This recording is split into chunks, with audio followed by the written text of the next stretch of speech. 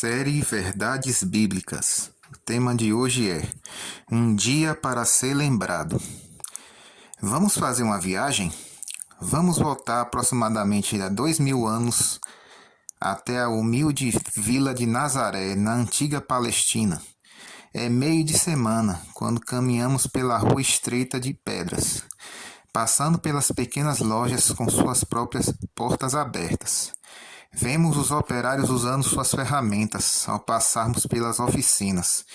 E aí chegamos a uma oficina bem diferente. A frente está muito bem pintada e a rua foi varrida há pouco. Entramos e encontramos um homem muito gentil, trabalhando como carpinteiro, e ao seu lado um jovem assistente. O rapaz está aplainando um pedaço de madeira, tornando-o liso e reto. Descansa um momento e enxuga a testa. Quando ele se vira, vemos que tem o porte de um príncipe, de um rei. Claro, ele é o príncipe dos céus.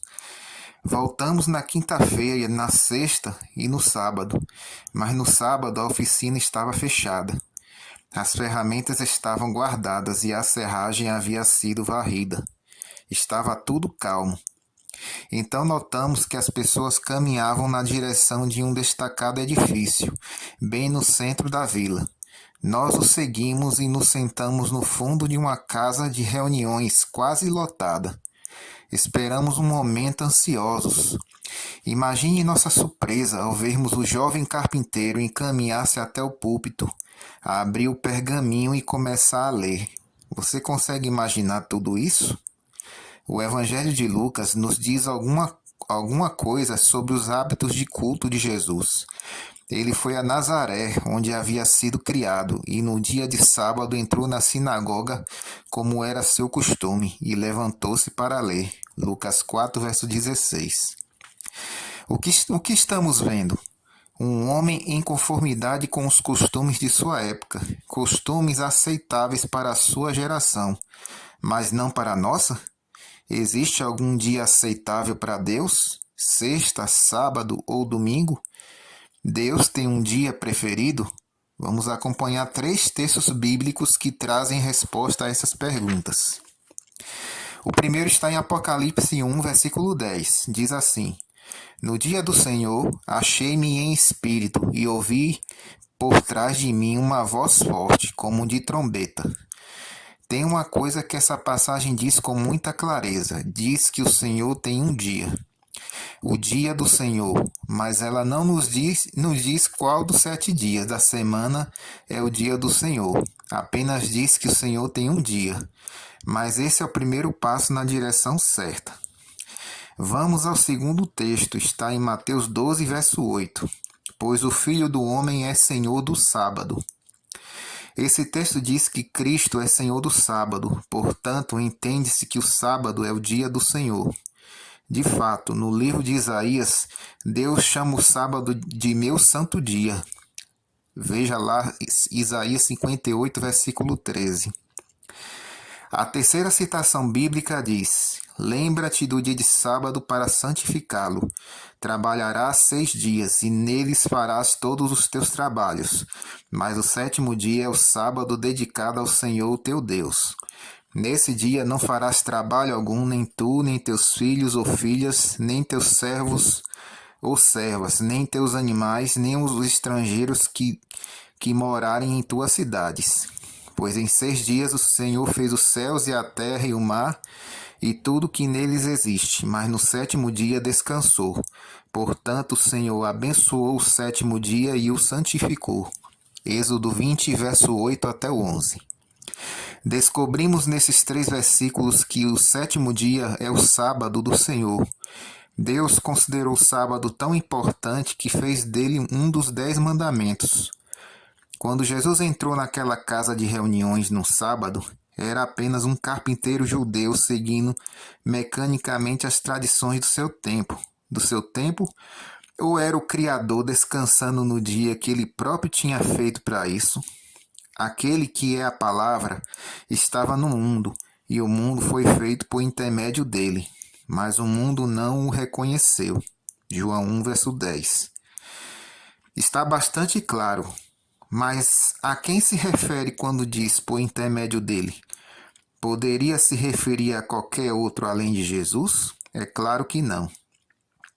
Encontramos algo interessante a respeito de Jesus. Ele é a imagem do Deus invisível, o primogênito de toda a criação, pois nele foram criadas todas as coisas, nos céus e na terra. Colossenses 1, versos 15 e 16. Muito antes de ele ter nascido em Belém, Deus deu o seu Filho. Jesus é o nosso Criador, o Cristo do Calvário. É o Criador de Gênesis. Rejeitar um é rejeitar o outro. O sábado é a própria pulsação do Evangelho. Jesus tinha todo o direito de dizer: o Filho do Homem é o Senhor do sábado. Jesus disse pouco sobre o sábado. Não havia motivo para discussão, já que a identidade do dia de descanso nunca foi questionada. A única controvérsia levantada foi sobre o modo como ele guardava. Ele estava continuamente curando os doentes durante as horas sagradas, e com isso chocava os líderes religiosos da época. Eles jamais sonhavam que aquele que estava perante eles era o mesmo que havia feito o sábado. Vamos agora ao encerramento do ministério de Cristo, aquele trágico fim de semana da paixão, e observar seus seguidores enquanto se deparavam com a hora do pôr do sol na sexta-feira, início do sábado. No primeiro capítulo de Gênesis, no relato da criação, lemos que passaram a tarde e a manhã. Esse foi o primeiro dia. Passaram-se a tarde e a manhã. Esse foi o segundo dia. Passaram-se a tarde e a manhã. Esse foi o terceiro dia. Isso está em Gênesis capítulo 1. E assim por diante. A parte escura do dia vinha antes da parte clara. Assim, o dia na contagem de Deus começa ao pôr do sol e não na meia-noite. Isso quer dizer que o sábado se estende do pôr do sol da sexta-feira até o pôr do sol do sábado. De fato, a palavra de Deus diz: de uma tarde à outra tarde celebrareis o vosso sábado. Levítico 23, versos 32. Jesus foi crucificado e colocado num túmulo. O sábado se aproximava. Os discípulos não sabiam ao certo o que fazer, pois suas esperanças foram despedaçadas naquele dia. Perceberam que tinham cometido um erro. Não há palavras para descrever a profundidade do desespero que experimentavam. E se houvesse alguma coisa no exemplo de Jesus para incentivar o descuido para com a observância do sábado, certamente perceberíamos na atitude de seus amigos mais chegados. Vejamos o que aconteceu.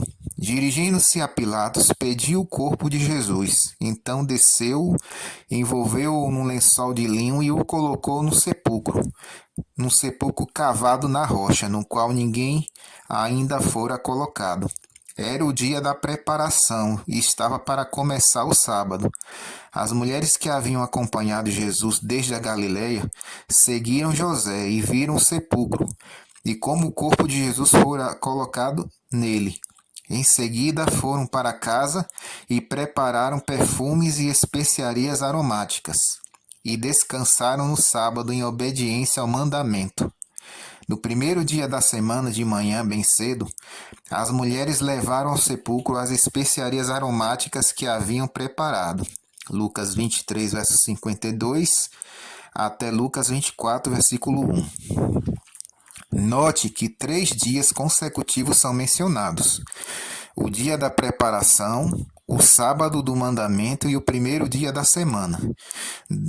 2 receberam títulos sagrados: o dia da preparação e o sábado do mandamento. O outro dia recebeu apenas um número ordinário: o primeiro dia da semana. Então, por que a maioria dos cristãos guarda o primeiro dia da semana? Quem autorizou essa mudança? O Novo Testamento não dá qualquer indicação de mudança do dia de repouso. Por isso, temos que recorrer à história para descobrir como, quando e por que foi feita a mudança. Essa mudança ocorreu através de uma determinada combinação de circunstâncias. Por volta do ano 132 a 135 d.C., aconteceu uma revolta judia sobre Bar Concheba. Como resultado dessa revolta, os judeus ficaram desacreditados por todo o Império Romano. Para evitar a perseguição que se seguiu aos judeus, encontramos os cristãos cada vez mais preconceituosos com relação a qualquer identificação com eles. E como a guarda do sábado era uma prática realizada em comum com os judeus, muitos cristãos começaram a minimizar essa obrigação, mas a perseguição foi apenas um fator. O desejo de aceitação e popularidade foi igualmente responsável pela indiferença que logo se transformou em apostasia. A igreja percebeu rapidamente a vantagem de se comprometer com o paganismo. Para tomar seu convite mais interessante, por que não trazer para a igreja alguns dos populares costumes pagãos? Tal fusão de costumes não iria fazer com que os pagãos se sentissem em casa na igreja? Por que não adotar o dia pagão de festança? Foi essa a razão. Assim começou o declínio da pureza da igreja primitiva. Na primeira parte do quarto século, Constantino, o imperador romano, tornou-se cristão. Ele ainda era pagão quando decretou que os escritórios do governo, cortes e as oficinas dos artesãos deveriam fechar no primeiro dia da semana, o venerável dia do sol, como era chamado.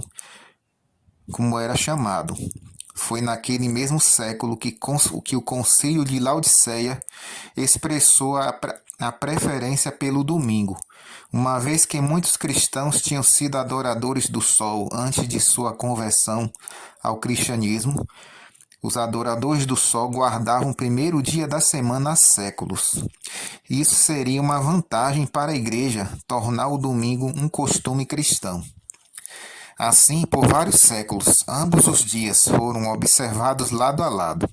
De fato, essa prática paralela continuou até o século VI com o verdadeiro sábado, sendo observada em muitas áreas do mundo cristão.